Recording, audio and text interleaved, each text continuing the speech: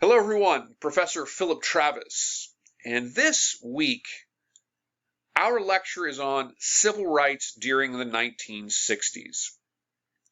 The civil rights movement during the 1960s is an incredibly important moment in American history. It is a moment of time where civil rights figures really began to challenge the failures of Reconstruction. So the Reconstruction period, when we say Reconstruction, we're referring to the period at the end of the American Civil War from 1865 to 1877. And in the short term, it was a period where there were a lot of steps forward for African Americans in the United States. The 14th Amendment was passed. The 15th Amendment was passed. There was a push by the United States government to ensure the election of African American individuals to the House of Representatives. The first African American senator was elected during this time period. However, in the short term, Reconstruction really failed because the country sort of allowed the sort of racist status quo in the United States to revert back. And by 1877, the Reconstruction era really fails. And over the course of the next several decades, there's a number of court cases and laws that are passed that effectively negated the significance of amendments like the 14th Amendment or the 15th Amendment. And the 14th Amendment is the amendment that effectively guarantees all people equal protection before the Constitution, amongst other things. Instead, in the American South, and this is also the case in other parts of the United States as well, but in the American South particularly, we saw the passage of Jim Crow laws, which were laws intentionally designed to disenfranchise African Americans, meaning to keep them from being able to vote. And the way they did this was by ensuring that the white population did not have to take the literacy tests, poll taxes, and these types of things that were required of African Americans.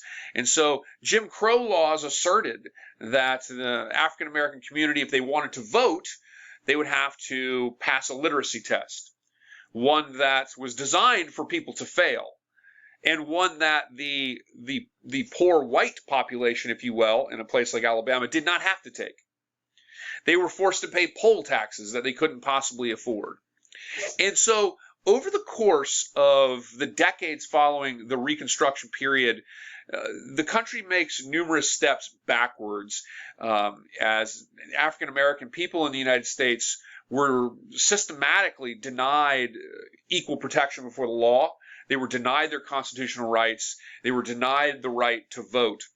And it was almost 100 years before the country really starts to challenge that sort of racism and disenfranchisement and inequality in the United States. It's not until the 1960s where we really see a robust challenge to a racial sort of status quo in the United States that was based on disenfranchisement and segregation and discrimination. And so the civil rights movement of the 1960s is really completing the shortcomings or the failures of the Reconstruction period almost 100 years before.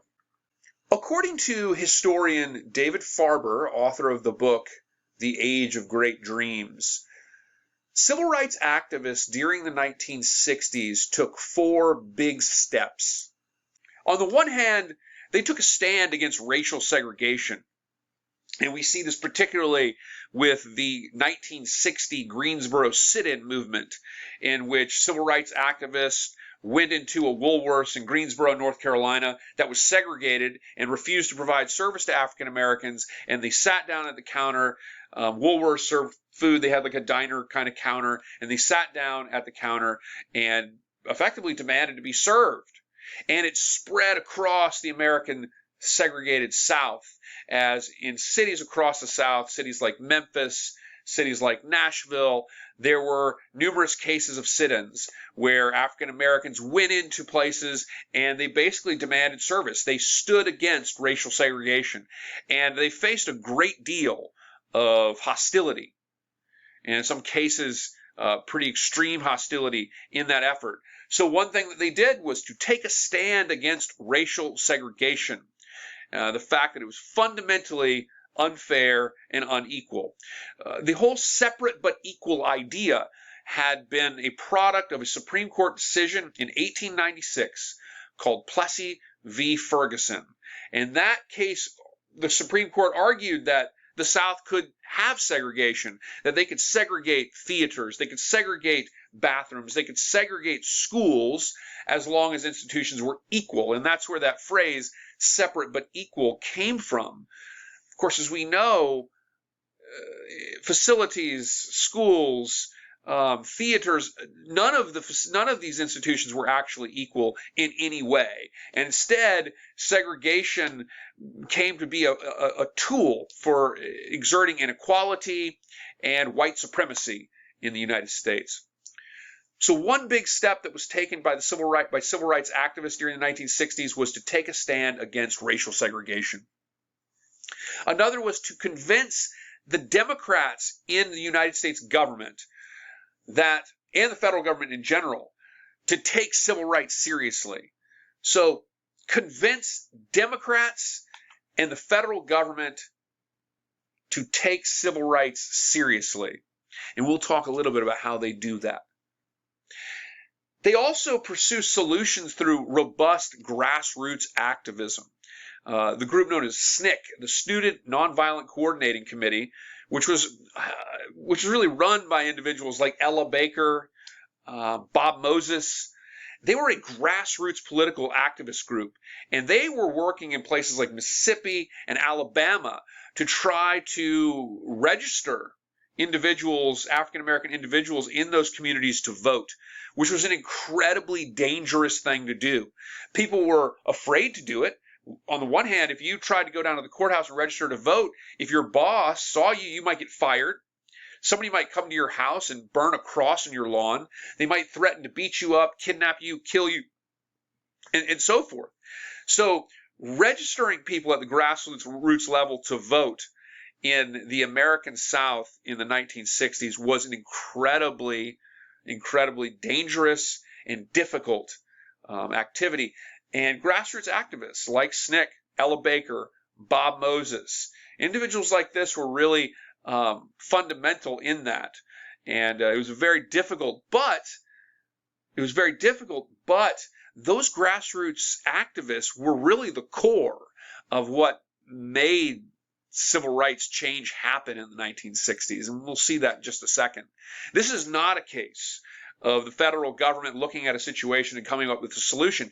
This is a case of civil rights activists saying, this needs to change, and we are going to take action to force that change. We are going to take action to such a point that the federal government will need to respond to their needs. By the later 60s, too, civil rights activists organized African-American identity, black nationalism, and black power, as it's sometimes referred to. And this is really the organization of a unique African-American identity as a form of resistance to the long history of white control and the exertion of slave owner influence on African-American culture. How do civil rights leaders force change? There's really, and again, this is all on the grassroots level, but there's really two ways that real change in the 60s happens. Active nonviolence. And active nonviolence does not mean being passive. Active nonviolence is active, meaning that you do sit-ins like the Greensboro sit-in of 1960. It means that you do boycotts. You refuse to use services that are segregated. It means that you march, you protest, you allow the oppressor to arrest you, to attack you, to fight you, and to show themselves as the oppressor. And when the oppressor shows himself as such, then it will become a vehicle whereby the country as a whole will begin to demand justice, begin to demand that this unequal and unjust sort of situation be rectified. So civil rights leaders forced change at the grassroots level through active nonviolence and also the breaking of unjust laws. So, going into a building and performing a sit-in is a breaking of an unjust law. Refusing to leave the whites only section in the restaurant is breaking of an unjust law, and by doing that, forcing people in the country to consider these issues and take this seriously. And that's the overriding goal, really, is to gain the awareness of the nation. And when they gain the awareness of the nation, then you can drive that important, political and legislative reform into law by gaining the awareness of everyday Americans as well as the political leaders and encouraging them to then pass legislation to rectify a case of extreme injustice in the United States. In order to understand the civil rights movement in the 60s, though, you have to start in the 1950s. The 1950s, you really look at the situation in the American South to understand how the civil rights movement really emerged in the 40s, but largely in the 1950s, and then moved to its most significant phase of that time period in the 1960s. So to give you an idea here, in the 1950s, 20% of African Americans were registered to vote in the entirety of the United States. And in the Deep South, only 5% of African Americans were registered to vote. And again, the reason for that was Jim Crow laws, which had intentionally disenfranchised the African American population in the South by forcing them to pay a poll tax that they couldn't afford, or forcing them to pass a quote-unquote literacy test that was designed for people to fail and that the white population didn't have to take. So the promise of the 14th Amendment, for example, is the right to vote. The 15th Amendment and the 14th Amendment, the right to vote, the right to equal protection before the Constitution, the right to be fairly treated, the right to citizenship. The 14th Amendment creates birthright citizenship, meaning if you're born in the United States, you're a citizen, therefore you have a right to vote. The ideas behind those amendments in the 60s in the 1860s, had really been nullified. The 1860s and 70s has really been nullified by the Supreme Court's decisions and the desire of the status quo in the American South to effectively exert a white supremacist rule on that part of the country. And it should be noted that there was robust racism across the country, de facto segregation in cities across America. And so the American South is not the only issue. And we'll see that as you get to the latter period of the 1960s and some of the changes that happened in the civil rights movement at that time. Plessy versus Ferguson, 1896, is the Supreme Court case that really gives rise to the development of state segregation in the American South. In the 50s, one of the real catalysts for the civil rights movement was the infamous killing, the murder of Emmett Till, who was lynched. He was a 14-year-old boy, pictured here, who was murdered in 1955. Emmett Till, his murder is just one of thousands of cases of lynching. What is a lynching? A lynching is an extrajudicial killing where mobs or individuals, oftentimes who are in association with the local police, kidnap individuals and murder them as a way of exerting sort of terrorizing society, as a way of exerting a level of psychological fear on individuals of society that sort of forces them to not resist a white supremacist status quo. In the 1950s, Emmett Till had traveled to Mississippi, and he was alleged for having said something or behaved in an inappropriate manner with a white woman, which, by the way, was the inherent sort of racist trope that was always used as a justification for why a group murdered an individual in cold blood. Emmett Till was murdered, and the individual below is Moses Wright, Emmett Till's grandfather, who he was staying with there, who was identifying Till's killers, because what had happened was these kidnappers went to his house where Emmett Till was staying, and basically was like, they said, you have to let us into this house or we're going to kill you. And they came in and they kidnapped Emmett Till, and of course Emmett Till was murdered brutally. And Wright here is identifying in the courtroom the individuals responsible for it, which is an incredibly profound moment of courage and a profound moment in history. It is probably the first time on record that an African American individual was identifying white people as accused in the court. It's an incredibly, in the South, in the American South, it's an incredibly significant moment in the civil rights movement in the 1950s, and was really speaks to the level of terrorist violence in the American South at the time and the level of racism in the American South at the time. Of course, the Montgomery bus boycott in 1955 and 56 was really the first major use of active nonviolence and civil disobedience.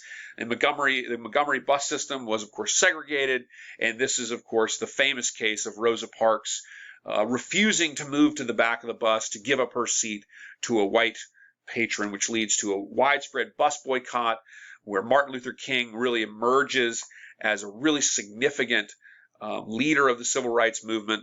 And eventually this leads to the busing laws in the American South being found unconstitutional. Likewise, around about the same time, you had some very significant Supreme Court decisions like Brown versus the Board of Education, which began the desegregation of public schools, Sweet versus Painter, which called for the desegregation of public colleges and so forth. And so you might think, now the Supreme Court's reversing the Plessy versus Ferguson decisions, so this is great, and it is very good. Plessy versus Ferguson is being overturned by these decisions like Brown versus the Board, and desegregation is ending, and so everything should be fine. And the answer is no, right? Everything is not fine. The decision of Brown versus the Board, of Sweet versus Painter, these decisions that were basically the Supreme Court and the federal government is saying, you have to begin desegregating. This is unjust. You're denying these people their constitutional rights, and this must end. The decision was just blatantly resisted, especially in the Deep South. 10 years later, in the mid-1960s, only 2% of the population areas of the Deep South states had actually recognized this and pursued desegregation. So these decisions are largely ignored. And so like the 14th and 15th Amendment in the 1860s and 1870s, they create a really important precedent for change down the line. But those immediate actions are being largely ignored or circumvented in other ways at the time.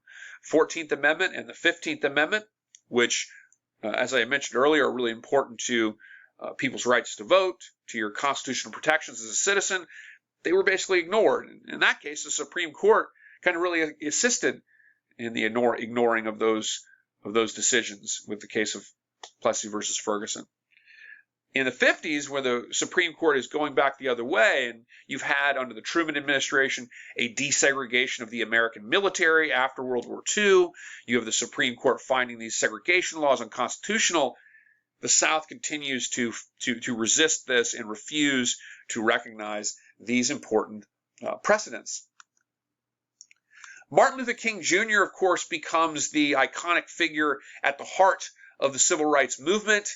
He was a preacher in Montgomery, Alabama. He was from Atlanta, Georgia.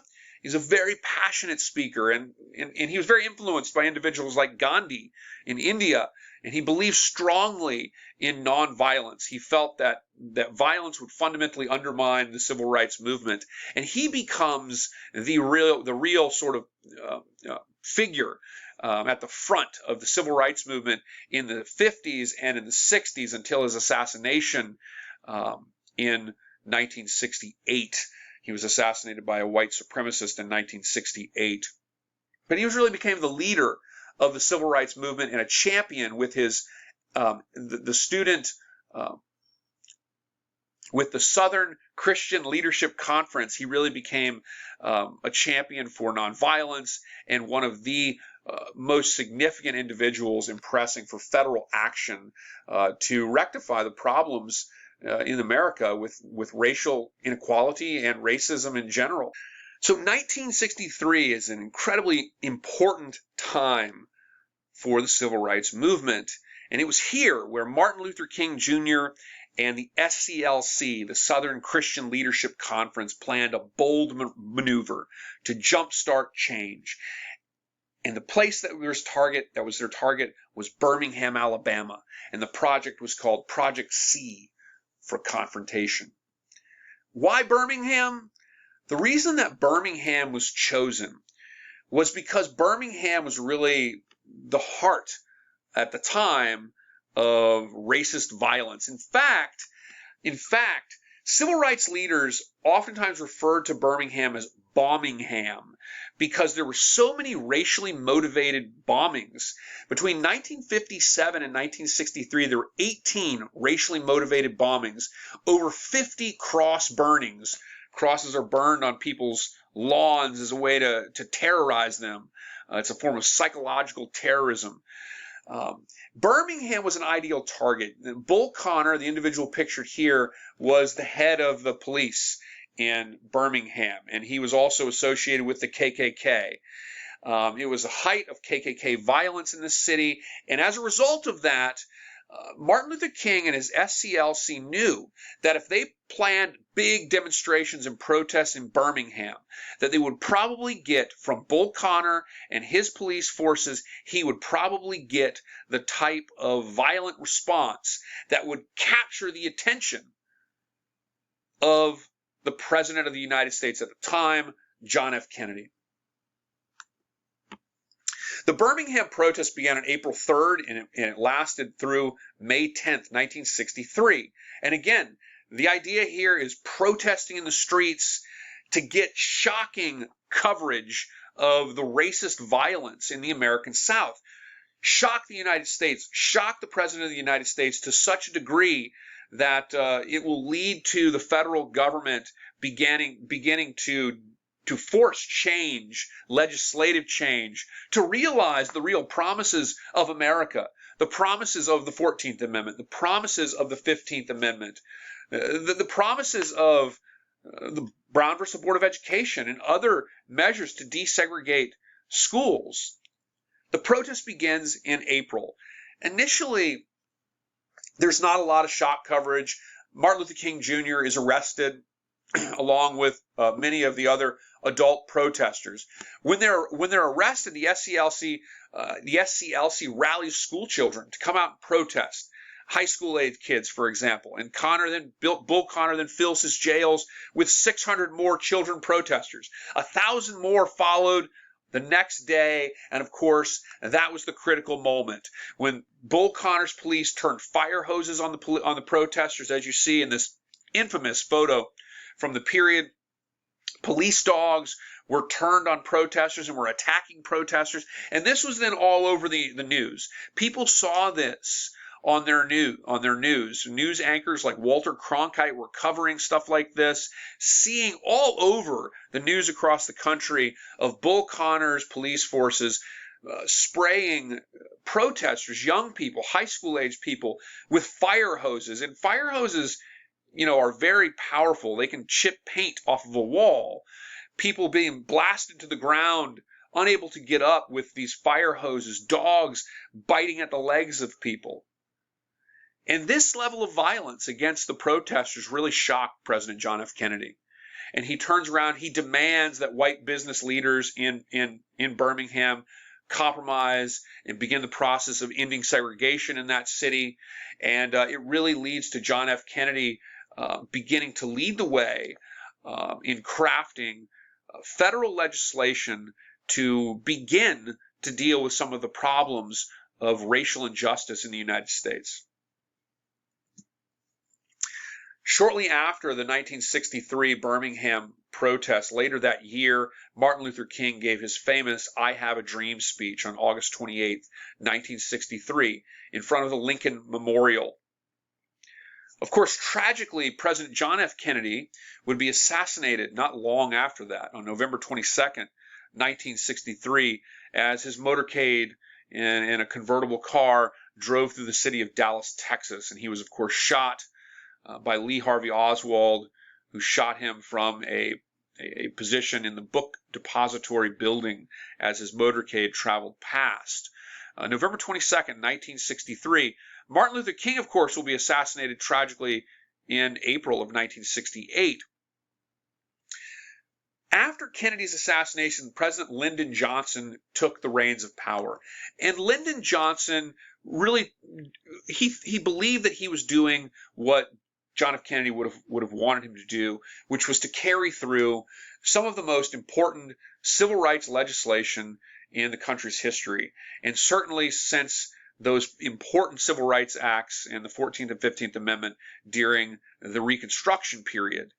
This led to Johnson ultimately signing the Civil Rights Act of 1964 and the Voters' Rights Act of 1965. These were incredibly important decisions. The Voters' Rights Act was largely driven by Johnson and others' response to the incredible, difficult time that people like Bob Moses and Ella Baker and other figures in the SNCC organization, the Student Nonviolent Coordinating Committee, had with registering voters in Selma, Alabama.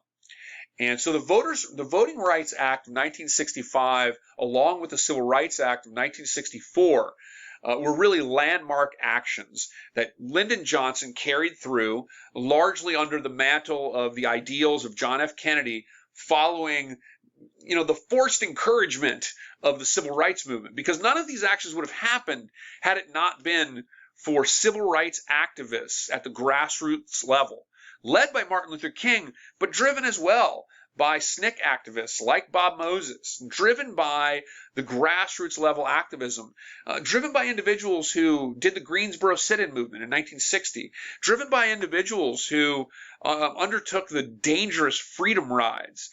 These were the people that really forced the federal government to say, we have to make change here legislatively. And had it not been for those activists, that change would not have happened when it happened. And so Johnson is doing what he believes Kennedy would have done, and this is really in response to the incredible terrorist violence, racist violence across the American South at the time. These pieces of legislation, the Civil Rights Act of 1964 and the Voters' Rights Act of 1965, banned segregation in public places. There could be no segregation in public places. They banned literacy tests and poll taxes, i.e. they're banning Jim Crow laws. They're getting rid of this stuff. It's really a huge victory for civil rights.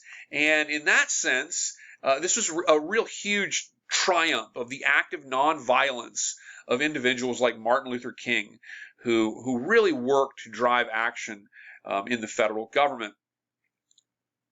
Now, this did not result, of course, we know that in the 21st century, we're still dealing with issues of racial injustice and racial inequality. And so at the time, this legislation was important, but it was hardly an immediate fix to the really fundamental issue in the United States over racism and discrimination. For a number of members in the civil rights movement, the civil rights activism, for Martin Luther King, civil rights activism, it didn't end with the Voting Rights Act and the Civil Rights Act of 1964. Instead, the civil rights movement took on a different phase. They looked to different places. Chicago, Martin Luther King went to Chicago because Chicago is a city that had a long history of segregated cities where the poorest people with the worst sort of facilities and the poorest economy and the worst schools were all the people that were living in African American areas of the city. The city was segregated. And Martin Luther King Jr. went there. The aid that was going to American cities during this time period wasn't going to those people living in the poor African American parts of Chicago. Martin Luther King went there, and he noted that he had really the amount of racist violence and antagonism that he faced was, in his view, unprecedented. It was incredibly there was an incredibly racist atmosphere in Chicago. In Los Angeles, Southern California, in 1965, there's an incredible amount of discrimination on the level of policing, as well as LA. Los Angeles was a very racially segregated area as well. The greater Los Angeles area was very racially segregated. And these sort of issues led to the Watts riots in 1965.